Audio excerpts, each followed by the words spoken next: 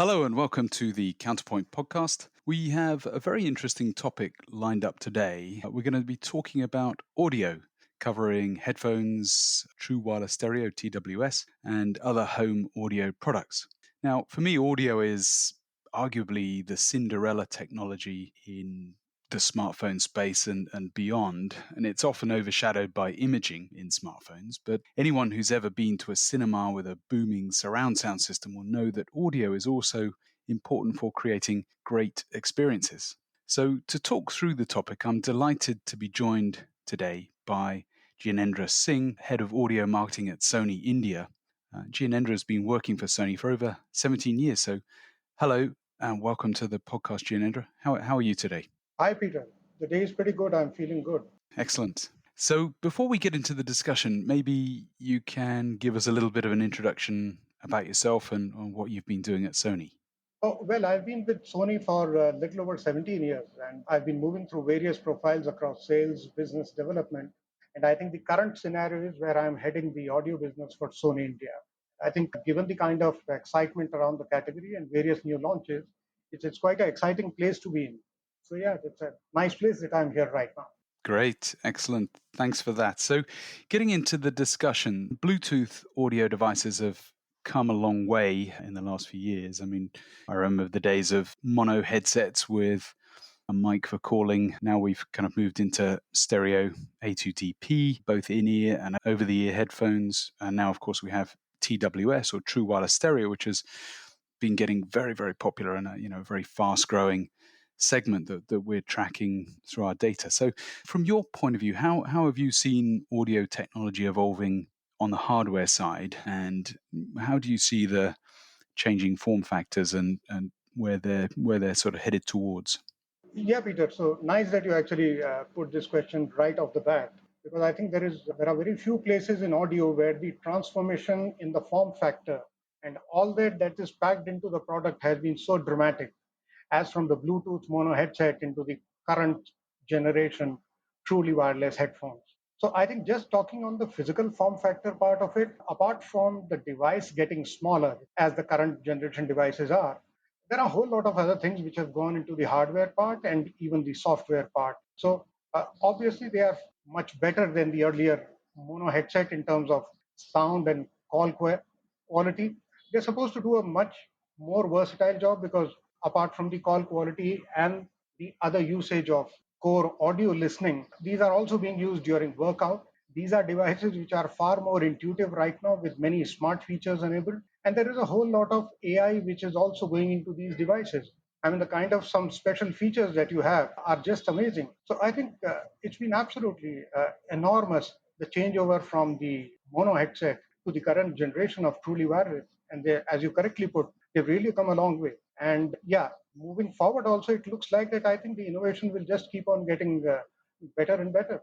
So looking forward to that as well. So thank you. The TWS market, as I said earlier, we've been tracking sales of TWS ear pods. I'm not quite sure what the earbuds, I suppose, is the right word for them, over the last couple of years, and they've been growing at a very rapid clip. I guess Apple was among the first to kind of introduce with the AirPods, and we've seen this sort of very fast growth. So I think COVID-19 has also kind of injected an additional level of growth where people have been working from home much more and learning from home, and headsets are a way to be able to kind of close you off from the environment you're in. So how do you see the demand changing amongst consumers for wireless audio in general? Yeah, so as you correctly said, that the demand was already quite strong, talking specifically of this truly wireless form factor.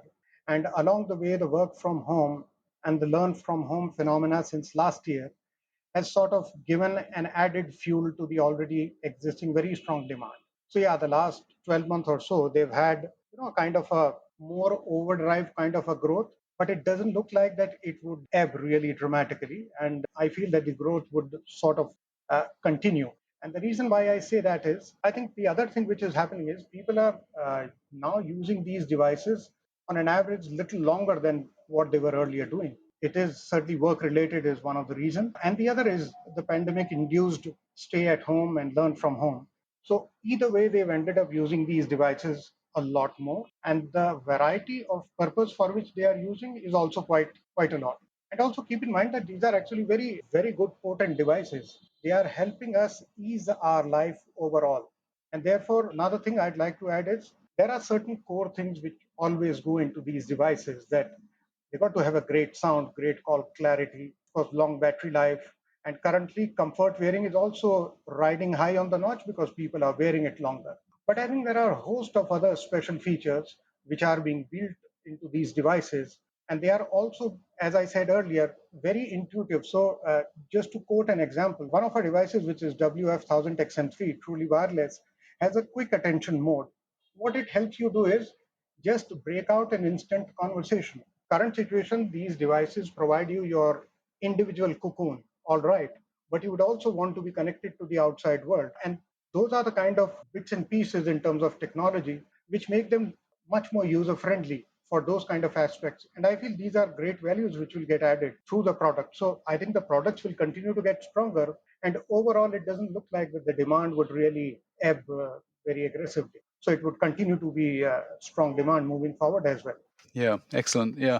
And I think the point you make about being aware of your environment is really important, because one of the aspects of using audio devices, it tends to kind of close you off from the world. But I mean, I run quite a lot. And if I'm running near a road, I also want to be aware if there's a vehicle near me. So having that ability to be aware of the environment, even if it's just listening to the birds singing, as well as listening to music or a podcast, perhaps, is also important. And I guess one of the other aspects that we've seen coming into, I mean, it's been there in over-the-ear headphones for a while, but is also becoming a growth driver in TWS, is active noise cancellation. And I know that Sony has some great technology here. So maybe you can talk a little bit about how ANC is being offered different price points, and as other companies come into this space, how does Sony stand apart from its competitors around this particular aspect of technology?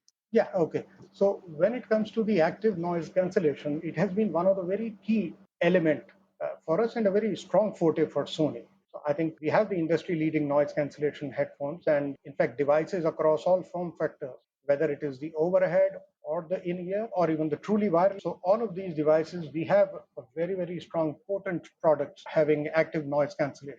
What we also feel in this over the years, it's the consumer response to our products which gives us the confidence that whatever is the positioning of the product in terms of features and the price equation is really good, and that people are appreciating the value that we've offered them. Not only in the top end range, we have active noise cancellation even below 10,000 price point, of course, in the headphones. And truly wireless, of course, between the 10,000 to 20,000 price point, and our overhead headphones are 20,000 plus. Moving forward, the active noise cancellation will continue to play a very important role. And yes, the important part for us is as we value add the products and newer ranges sort of come in, obviously we have to position them at a price point that it makes a very compelling proposition for the consumers. So that's how it is. But active noise cancellation is a very strong element for us to get to our consumers. Right, and I mean, following on from ANC, there's also been a lot of discussion recently about lossless audio or high resolution audio. So many streaming services tend to optimize the services for compression rather than quality. So there was a lot of discussion about MP3 being inferior to CDs, or vinyl records even being more superior to other streaming services, although that's arguable. But what's your view of how important high resolution audio is going to be over the next couple of years? And I know that some of Sony's products from a couple of years ago were using aptX technology, but I think Sony has its own technology called LDAC or LDAC. So can you talk a little bit about the role of different standards within the high resolution space? Yeah, so I think there is without doubt that there is demand for high quality music experience. And this could be across various demographics. But we have reason to believe that I think the high res in the years to come is a very important thing and also a very crucial element to bring about, I can say, so a kind of a new demand to the audio product, because finally you're making the device which helps you consume audio in its purest form. But some of the other places are the delivery system also has to in some ways catch up with it. So that's the music delivery in terms of lossless and things like that. And that's why many of the other companies, I mean, you talked about this music providers, so the Tidals, the Amazon HDs, or the Apple Music, Spotify's. I think all of these people are building up, so to say, the environment or the infrastructure, the ecosystem, so to say, to be able to move this high resolution audio. It might take a little while before I can say it really gathers a very strong momentum, but there is no doubt, as far as I'm concerned, that there is a very, very clear, large population of music lovers who are really looking at a better music experience. And I think as we move forward, there would be a convergence in terms of enough of everything to be able to really make a very large case, even let's say in a market like India, for significant consumption of high res. And therefore, there has to be products which can actually deliver that as the other elements of the ecosystem sort of get into play. And yeah, somewhere there also is where the question that you raised about the format what Sony uses. So yes, even today we have devices which support this. Now, for example, we have many Android OS products which are like some of these smartphones which are already LDEC compatible. Now, in case if you have that kind of a device, so Sony already has audio devices. For example, the WX1000XM4, through which you can actually just through your phone actually enjoy via lossless audio. Now, while at this stage there might be fewer products, but I strongly believe that as we move forward, the range would increase and the length and breadth of what is being provided in terms of content. And that's why there is a lot of discussion which is happening with the content people as well, various record labels, that there has to be more and more high-res content available and various kind of promotional efforts also incorporated, which should go on to increase the awareness amongst the audience as well, so that we can move towards that scenario where there is more content available, the delivery systems are in place, and of course there are devices to consume the music in what I can say in its purest form, really, and not really compressed. Yeah, so that's what I feel we're moving towards. Excellent. Thank you very much. That was very clear. And I think speaking from a kind of a telecommunications point of view, I think 5G has a role to play here as well. So the higher throughput speeds, capacities in future, and also edge computing, which is a new technology that we're expecting to be driven by 5G, will help to make all types of streaming services more readily available, including audio. And I think given the generally larger file sizes that you get with high resolution audio, it seems to be a natural fit for 5G. But I think it will also need the participation of telecom operators together with streaming partners to optimize this.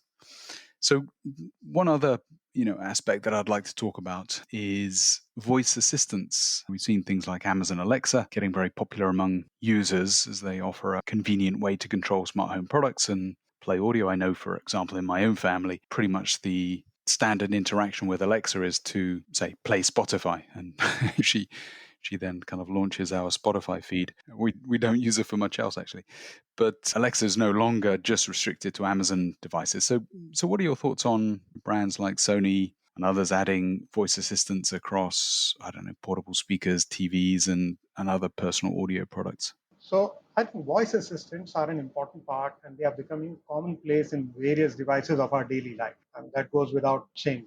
We are all experiencing it and audio has been no exception really. So, and at Sony, across our range, we've already been offering voice assistants like Alexa, Google Assistant, and they are a part of our flagship 1000X Mark IV. And even if you come into the extra base, the XB900N, or there is the truly wireless range, or even the Bluetooth speaker RA3000, everywhere you will see across product category that there is voice assistant. And the reason is simple.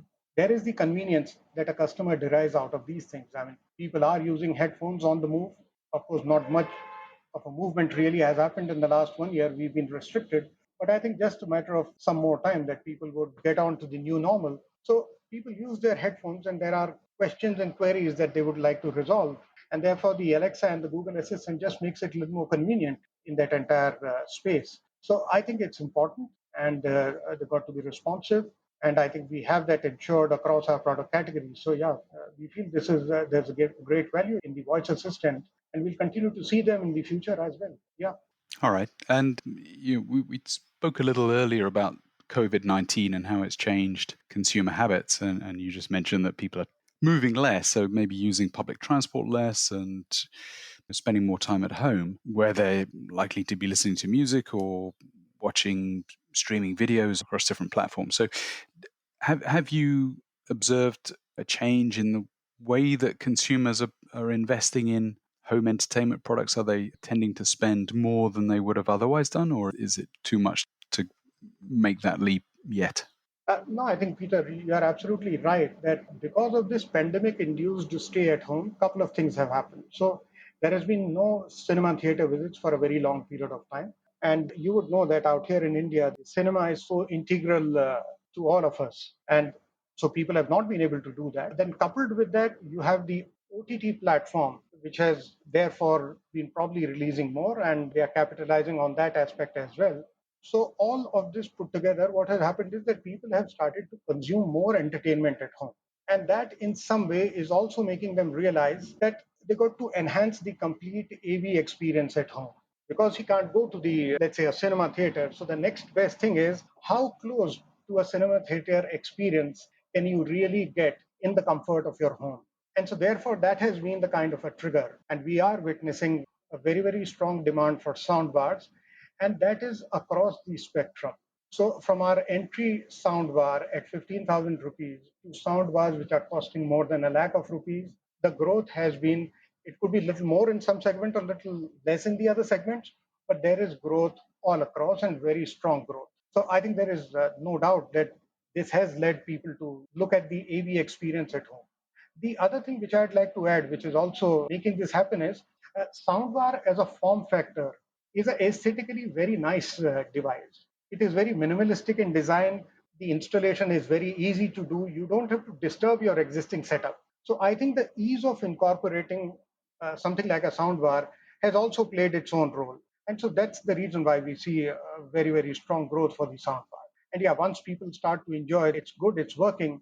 I think a part of that demand sort of becomes integral to the overall AV experience, and then it sort of just moves on. So I don't think so that even when we start to hit the roads again, so to say, and the cinema theaters open and we are back to the normal, I don't expect that the demand would sort of just vanish. It might taper off slightly, but I think it'll continue to grow. No questions about that. Yeah, and I think you're right. I think once you've experienced high quality audio, it's very difficult to go back to something less. So just before we conclude, maybe you can touch on gaming, which has also been a seen a tremendous kind of growth during the pandemic. Has been a phenomenon, particularly for younger users over the last couple of years. And yeah, maybe so any final comments you have on other audio technologies and how those are changing and what we might see in the next couple of years, hopefully post-pandemic. Yeah, so I'll take the question on the audio technology because I don't look after the gaming part. Therefore, so I'll keep my closing comment around the audio technology. So I think in both these spaces, so if we bifurcate the audio into two parts, so one is obviously the personal audio that we are consuming for our own self, and the other is the home entertainment audio. I think both of these things, because of the pandemic and even otherwise, have been seeing a very robust demand of late. And I don't see any reason why, at least within the foreseeable future, there would be any reason for the demand to ebb. Yes, there could be newer triggers which continue to take the demand a little higher. So, for example, we a short while back when we talked about the high res, so that remains a kind of a potential inflection point to add another chunk of audience by bringing a much richer experience to the audience. In the same way, I also look at the home entertainment, where I think just to talk of some technologies which can bring a better audio quality to your home in terms of the most cinematic experience within home, I think are the kind of things which I feel moving forward would continue to add value and help the market grow within these domains. So yeah, I think these are a good couple of years ahead for the audio category overall. And I think, yeah, one can expect some new developments in times to come. And that's why I said right in the beginning that I think this is an exciting place to be in. All right, very good. So, Jianendra, thank you very much for joining us today. It's been a fascinating insight into the world of audio. Thanks, Peter. Thank you. And for all of our listeners, thank you very much for joining and look out for the next edition of the Counterpoint podcast. Thank you very much. Have a great day.